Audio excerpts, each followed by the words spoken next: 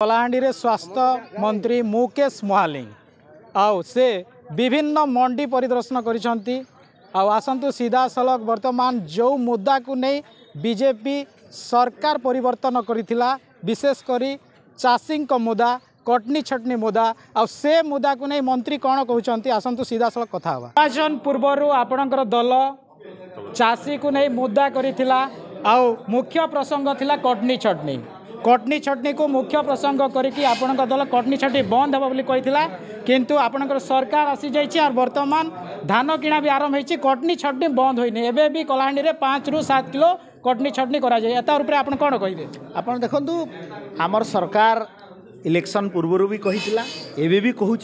आ धान आम 3100 टंका दौचु एवं मुई 5-6टा मंडी जहाँ बुलिके आसे लोके बहुत आनंदित अच्छन धान 3100 टंका पाउछन आउ आमर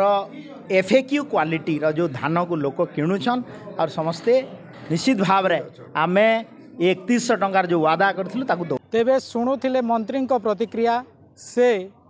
इनपुट सब्सिडी को गुरुत्व दे ये कटनी छटनी को प्रसंग रु बाहर करने को चाहूँगी तेबे चाषी पाई ए केते लाभदायक ए कटनी छटनी आग को देखा बाकी रहा। जूनागढ़ आरएमसी परिसर उग्रसेन कनपान फोकस प्लस।